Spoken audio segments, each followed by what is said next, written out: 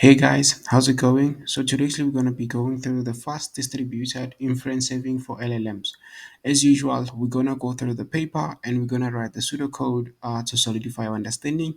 Unfortunately, the authors did not release the source code for their paper, so I'll be relying more on the Hugging Face source code to explain some of the ideas or some of the concepts to you guys so that you get to understand in a much more better way. So without wasting any time, let's get into it. So before we dive deeper into the paper, I'd like to kind of like walk you guys through some common architecture that we tend to use when we serve these LLMs.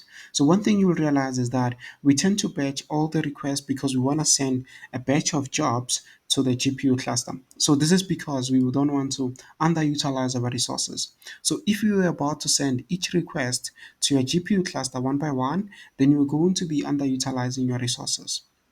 So this is a common architecture that we tend to use. So now what the author are trying to accomplish is that is it possible for us then to reduce the job completion time? By that I'm saying that some of the jobs, like right, they're going to take time to execute. And the difficult thing about this is that we don't know how long they will take. Because of these models are autoregressive, they have to predict the next token. So we don't know like when they will go for, right? So this causes what we call head of line blocking. So that means that all the jobs that have been deployed, like have been pushed to the execution, they're going to be blocking some of the jobs that would have finished quicker, right? So is it possible for us to somehow predict how long a specific job will take? So we can preempt that job. We can probably like stop it from executing, execute jobs that are going to execute faster. So this is going to increase our job completion time, right?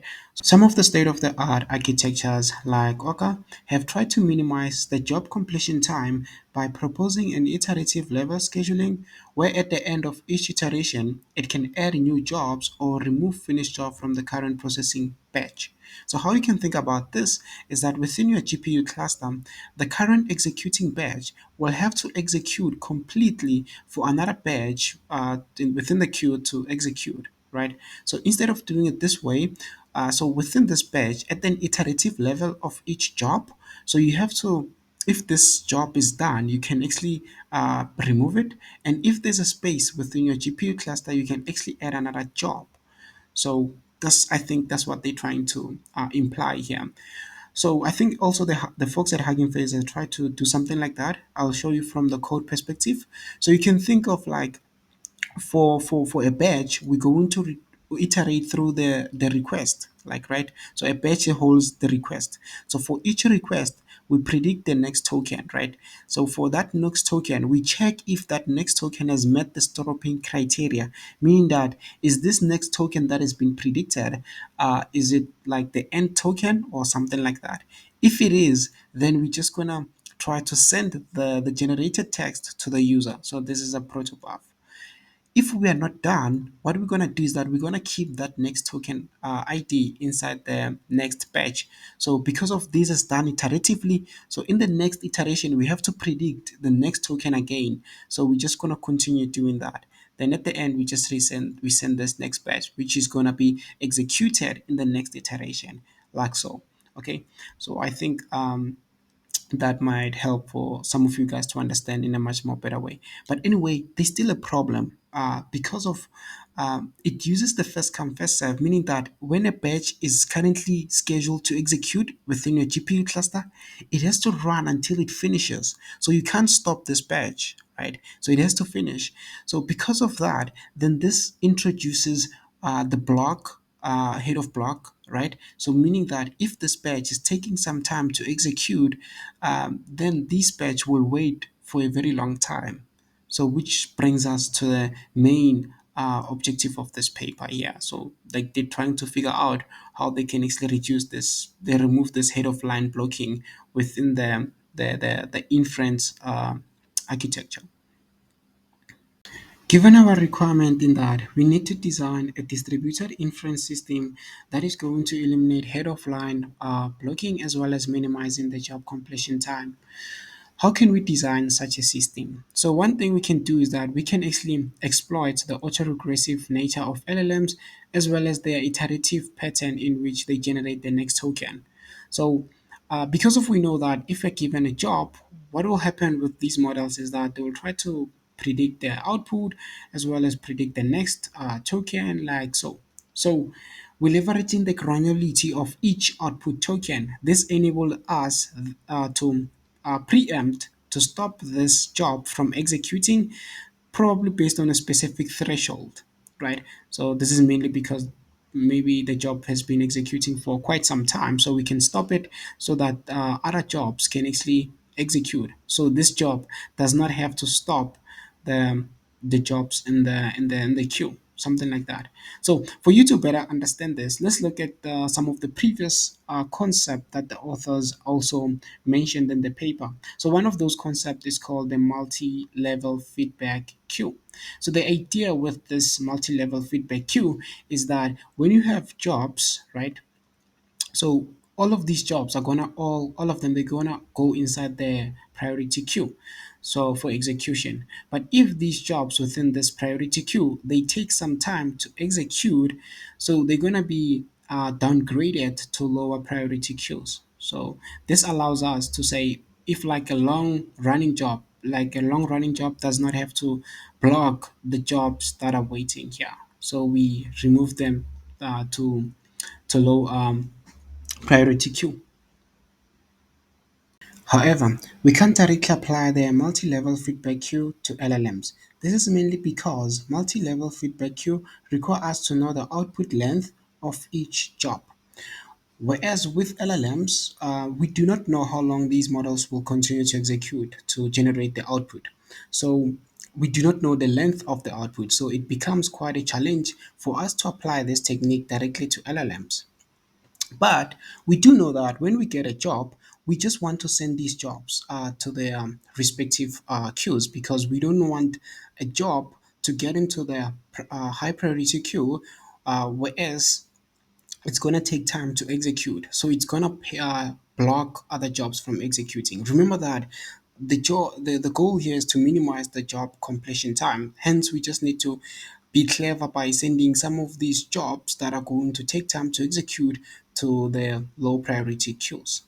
So, what kind of observations we can make in order we can achieve that? So, one of the observations we can make is that to generate the first token, right, takes time, and usually the first token dominates the entire job execution, right? So, if you're given an input, right, and you send it to your LLMs to generate the first token, takes time. And this is mainly because we haven't cached the keys and the values. So for those who don't know, like I'll show you with the pseudocode when we get to that part. But essentially, within the transformer architecture, the decoding portion, we want to speed up the decoding portion, so we're gonna cache the key and the value of the previous token, so that we don't have to pre-compute them all the time. So if you don't understand that, I'll explain it to you when we get there. But for now, just know that we have to cache them of the previous tokens that we have generated. So the authors, what they did to prove this, essentially, they have plotted different sequence length. Like you can think here, we have like 249, we have 512, we have like 215, something like this. Then what you will see is that you will see a pattern like this, a linear pattern whereby to generate the first token, if like your input length is very long, it's gonna take time for you to generate the first token. But after that, you're gonna see a constant time because of you already have cached the key and the value, so you don't have to pre-compute them. So the only thing that you have is the queue. Then you're gonna do the attention. I'll show you how. But the point that I'm trying to make here is that this is the first observations. So because of this, going back to our example, is that now we can actually insert the job based on their first execution to the right queues, right? Because now we know that the first token, because of it dominates the the entire job. So we can actually send it can actually tell us like where this job has to go. Like if maybe the first token to generate the first token, it took a long time, then we can send it to low priority queue. Or if the first token was less, then we can send it to the first priority queue, something like that. But that's like the technique that we're going to use. And the author, what they said, they calling this skip join multi-level feedback queue. So it's still the multi-level feedback queue. Instead of like each job going straight to the priority queue to execute, and we reduce it to lower priority queues. No, we don't do that. We just like first compute the first token, and we get like the execution time, then we compare, then we send them to their respective queues, something like that.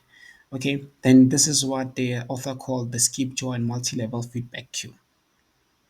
There's still a problem with this architecture. One thing that you might have realized is the memory bottleneck. Because we are saying that, okay, when we get these jobs, we're going to send them to their respective queues. We're not going to block anything as per the requirement. If a job has to go to the priority queue, we'll go to the priority queue and will get executed. So this is going to give us a memory bottleneck, right? So let's take a step back and look at an architecture like Orca. So with Orca, because of it's a first come first serve, so what happened is that when we send a batch to the GPU cluster for execution, so these jobs within this batch will execute without being preempted, meaning that we won't stop these jobs. We'll execute until they are done. So it becomes easy for us to maintain the maximum number of pairs that we can actually allow within the GPU cluster. But in our case, we are just saying that when the job comes, we're not going to block them. We just have to send them to their respective queues. So it becomes quite a challenging to maintain the memory there in that case. So one idea might be that why don't we then maintain the maximum batch that we can take within our GPU cluster? So if we get a job like so, we can check if we have enough memory. If we do, then we can allow that job. If we don't, then we're gonna have to stop that job from coming to our cluster. But this solution, it essentially conflict with our first requirement in that we want to eliminate head of line blocking.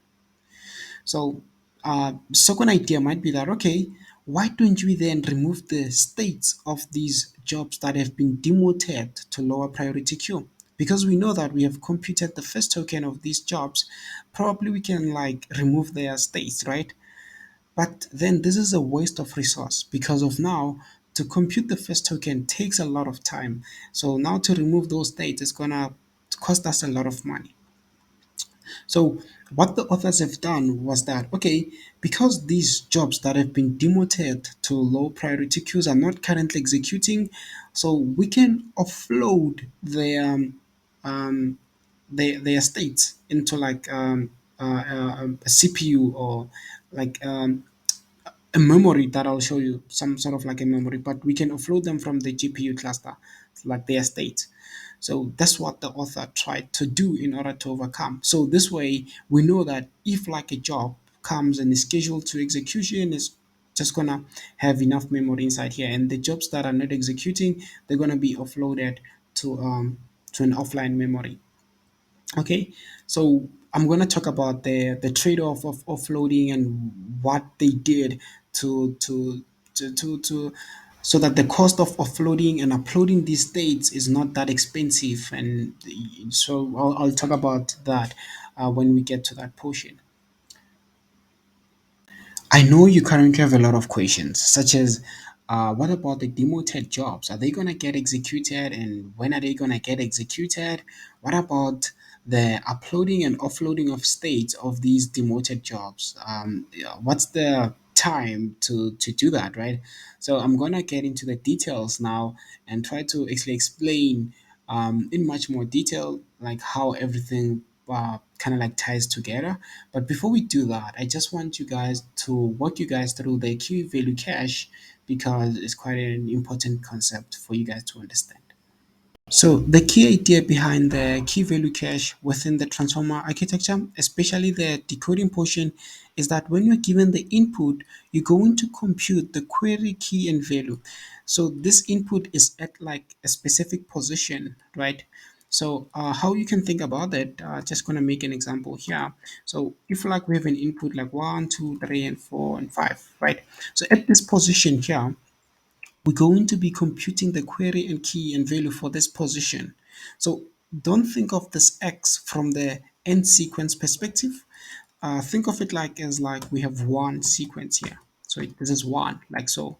So it's still a sequence, no, but it's just the one token. Think of it that way. Because of these ones here, we have cached them previously. So that's what we do.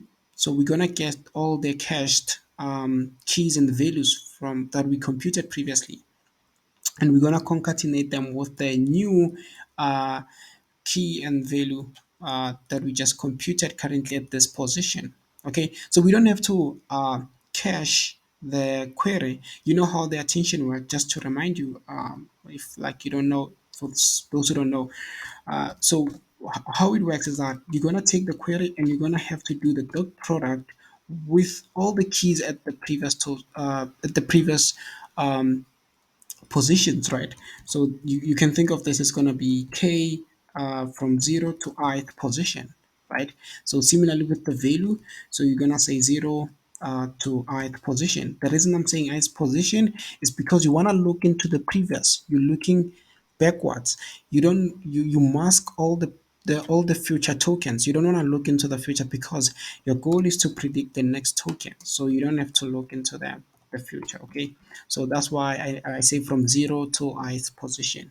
Okay, so that's how it's gonna look like the attention within the decoding portion. But the main gist here is that doing it this way, it's much more efficient because you don't have to recompute the keys, and you don't have to recompute the values. You know, you can just reuse the ones that you pre-computed previously. But it's not that cheap, as like Lilian Wang mentioned here, that the key value cache should be stored in memory during the decoding time for a batch of size of 512 and the context layers of 2448. The key value cache totals to 3 terabyte, so it's quite expensive to cache um, these states, right? So this is why we're gonna look into within the distributed inference architecture that we're talking about. But I hope this kind of like gives you an idea of how this key value cache works and what are the trade-offs and why we need it. But yeah, let's try to see how we try to overcome this memory bottleneck of this key value cache. So before getting into the detail of the architecture, let's try to formalize the high-level design of the architecture to make sure that we are on the same ground in terms of concept. So one thing that we said is that, okay, the jobs will be coming through, then this job profiler will decide where these jobs are supposed to go, in which queue are they supposed to go. This is purely based on their initial execution. So we know that the first token, to generate the first token, this dominates the entire job time. So we're going to use the time to generate the first token to know where these jobs are supposed to go. So the jobs with the minimum time will go in this high priority queue. Then they will be sent in within this GPU cluster for processing. So you can think that within this GPU cluster, we are using techniques such as tensor parallelism, pipeline parallelism, and sometimes some people go deeper. They use like 3D. They try to add also the data parallelism on top of the two. But anyway, one thing, the key thing that you will realize here is that we have this distributed key value cache, which is storing our state. So what will happen is that the jobs that are scheduled for processing, their state will be within this GPU memory, but the jobs that are within this low priority queue, their jobs will be taken to the host memory. So this key value cache management will be handling that for us because it will know which jobs are in this low priority queue, right? So there's going to be an offload and upload of these states of these uh, jobs within this low priority queue. So Now let's look into the detail. Coming to the detail, let's assume that okay, we have a batch here. So these are incoming batch, right? So nothing is stopping them; they're just continuously coming. So these the jobs within these beds are going to be denoted as JN. So this is just to say that these are newly arrived job. So within our logic, which is the skip join multi-level feedback queue, what will then happen is that these jobs within this batch will be sent to their respective queue. This is purely based on the input length of these jobs, right? So this is because the reason we're doing this is because we want to construct the new batch, so we can think of this as like the J output, like so, right? So the jobs that are not scheduled, right, they are sent to a low priority queue. They're not scheduled to execute. They're gonna be sent to what we call J pre. So they're gonna be inside here, right? So because we know that we send these jobs to their respective queue based on their first token, so we're not gonna throw the first token of them jobs that have been sent to the low priority queue. We're not gonna throw that away, but rather we're gonna take the first token output. We're gonna send that to the user. So this is just to ensure that we still maintain like good user experience, right? While we still keep the states of these not scheduled job within the host memory. Okay. Then we have another concept which is called the quantum. So some of the jobs that are scheduled to execute within this high priority queue might actually take time. So we have this quantum here to say that if a job within this high priority queue exceed the quantum, it's going to be demoted to a low priority queue. Right? It's going to be taken down to a low priority queue. So this is to ensure that all these jobs do not block the jobs that I currently have to execute. So, but the point that I'm making here is that this skip join the method is it allows us to create our own custom jobs that can be sent to the GPU cluster, and these jobs here, like the batch job output, they're gonna execute much faster. So it's more like our customized batch in a way. So that's the logic that we do.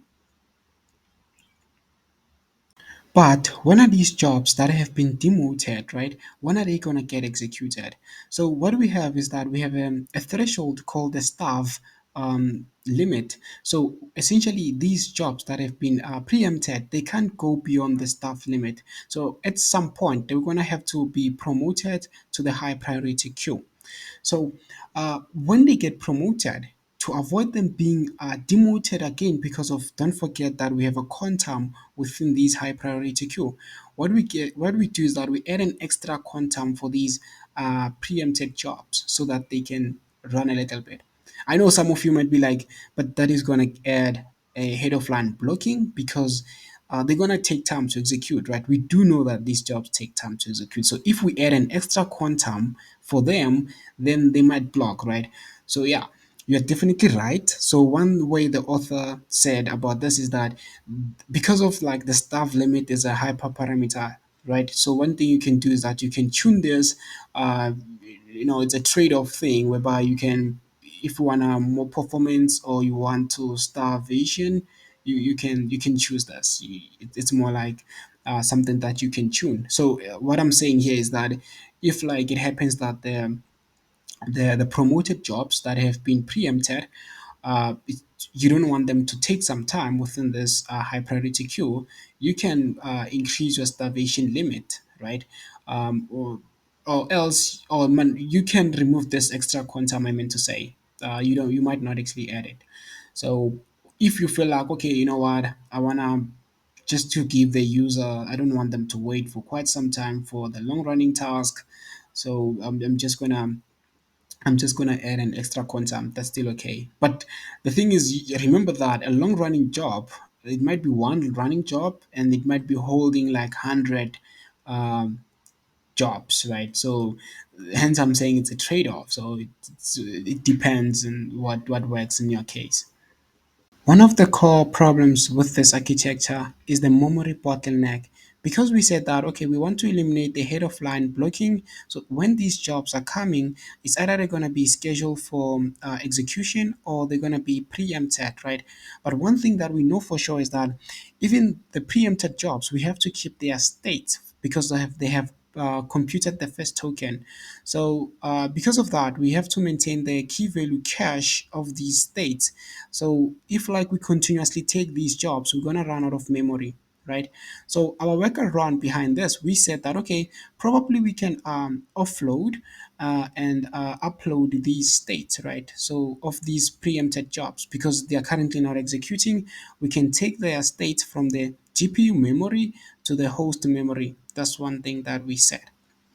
But the problem with this is that this uploading and offloading solution can still cause like head of line blocking, because imagine we have a job that is coming and we currently our cache is currently full, then we have to wait to upload and offload like the offload the weights I meant offload the states I meant to say.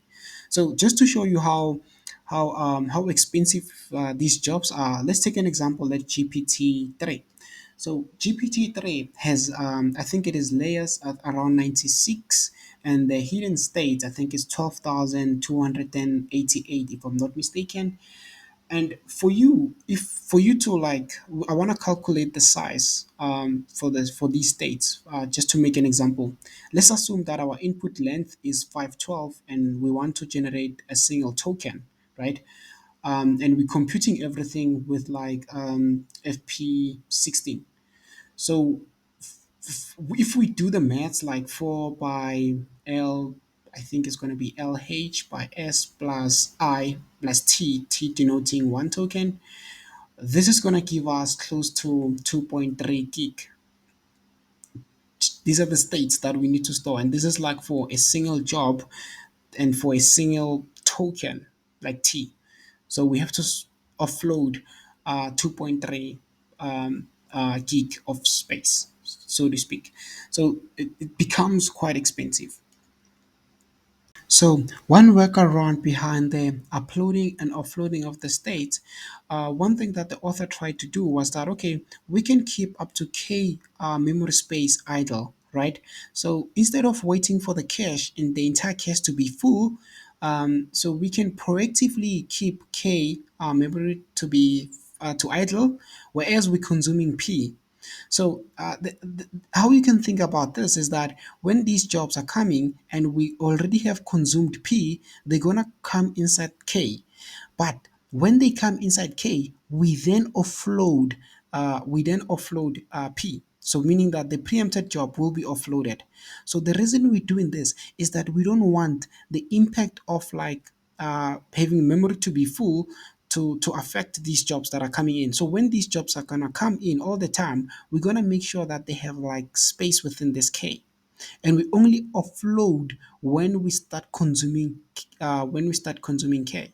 So I think this was quite smart because it benefits both sides when we upload and when we offload.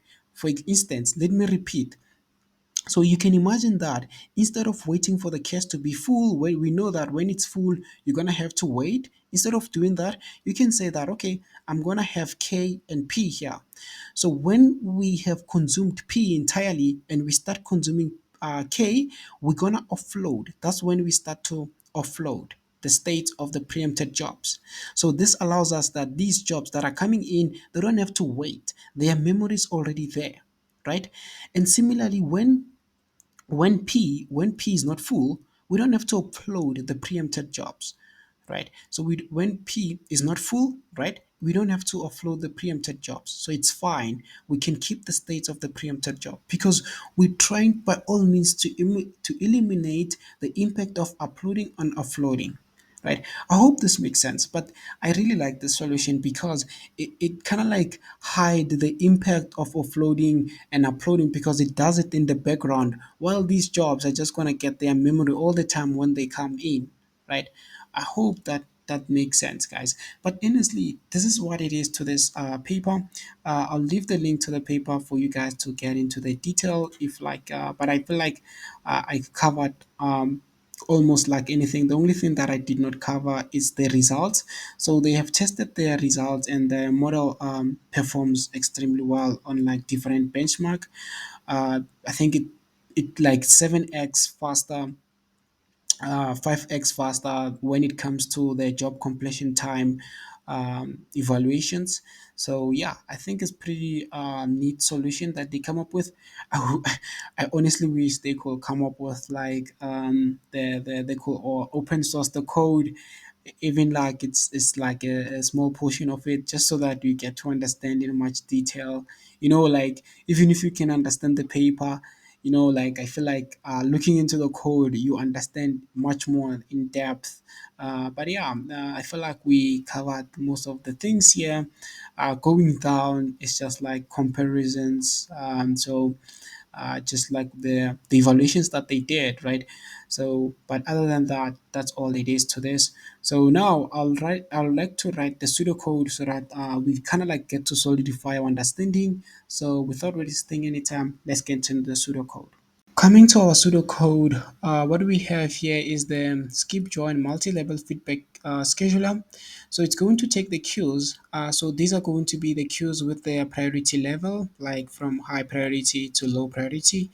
Then we're going to take also the newly arrived jobs. So how you can think about this is that this is a batch of jobs that just arrived. Then we want to create our own batch. So we want to create our own customized batch. So this customized batch is going to contain of jobs that are going to run faster when we send these jobs to the GPU cluster. Then we're going to have these preempted jobs. So because of these newly arrived jobs, some of these jobs probably are going to take time because of we know their first iteration time. So we're going to preempt these jobs, right? So that's another thing that we're gonna do. Then we have this profiling info. So you can think of this as it's keep track of like the iteration of these jobs. So for instance, we said that for the first token, for the first to generate the first token, we're gonna take that time it takes. Then we're gonna know if like where we're gonna send this job, in which queue we're gonna send it, right? So this is like our customized batch that we're gonna have to send to the GPU cluster.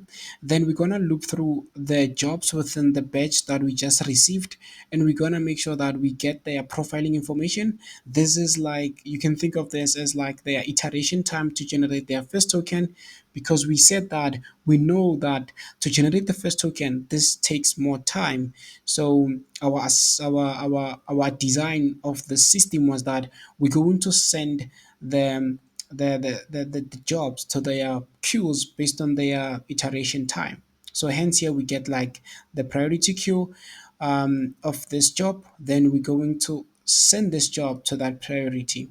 Okay. Then this is we preempt the jobs. So not all the jobs that have arrived are gonna go to the GPU cluster. So some of them, because of the iteration time, will be preempted, meaning that we're not gonna execute them as of now because of they're gonna take time. So we don't wanna block these jobs, okay? So we generate the first token, so meaning that we're going to send the tokens that have been generated by this job to the user. So this is for better user experience. Then here I say get the current priority. So we get the current priority of this job. Then if this job is finished, then we're just going to continue. Else, we're going to check if it need to be demoted to low priority queue, which it does. Then we're going to get its iteration time. Then we have this function here, which is the get demolition priority. So it's gonna get their priority based on the iteration time and the current priority. So the current priority queue, okay? Then based on the demoted priority queue, we're gonna send this job to the demoted priority queue. So I just like wrote this function like this. I just like gave the definition of what it is to do. But just because of I'm writing pseudocode, so the goal is to make you guys understand. So yeah, so the jobs are going to be preempted. We understand this function, but some of the preempted job, we don't want them to stay there, right? We want them to execute at some point, so they need to be promoted. So you can think here, we're just going to make sure that we check if the job is going to need the promotion. It has to go to the first priority queue. That's why EAQ is 0, because it has to go to the first queue. uh, like I said in the paper, I forgot to write this. So in the paper, we spoke about quantum, which is the time it has to take to execute within a specific queue. So each queue has like a quantum, like the minimum time that the jobs are expected to execute. So in the paper, they said that you have to increase that quantum, so that this job here that has been that has been promoted, it does not get preempted again. But that was a tunable parameter, so it's either you can add it or not add it. It depends if like you on the performance and starvation. But anyway, now like I said, you still remember I told you that we want to create our own customized jobs. So these are the jobs that will execute much faster. So we just going to make sure that if the job is ready, then we're going to append to these uh, customized batch. I think of this as like customized batch. So this is a batch that is going to send to the GPU cluster to execute. So we know that this is contain jobs that are going to execute much faster. But I hope this makes sense. That's how I pretty much understand this paper, and I hope this makes sense. So I have a GitHub repo where I upload the pseudocode. Everything that we cover, we write pseudocode for. Unfortunately, today, guys, sorry about this. I could not cover the source code because the source code was not there. So in my probably in my next videos, I'll be covering the Energon uh, inference system. So there's a source code and it's quite dense. So we're gonna cover that together, and that way you'll get to have much more deep understanding. And I'm gonna cover the Hugging Face Rust batch system, so you'll understand how actually these requests are getting bashed. So I think that way it might be good.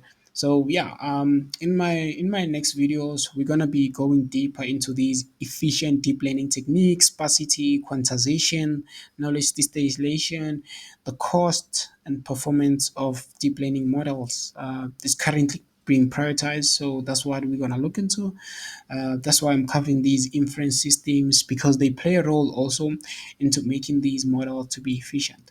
So that will do it, guys. I really appreciate it. If you enjoyed this, subscribe, like. I'll see you in the next one. Thanks. Bye.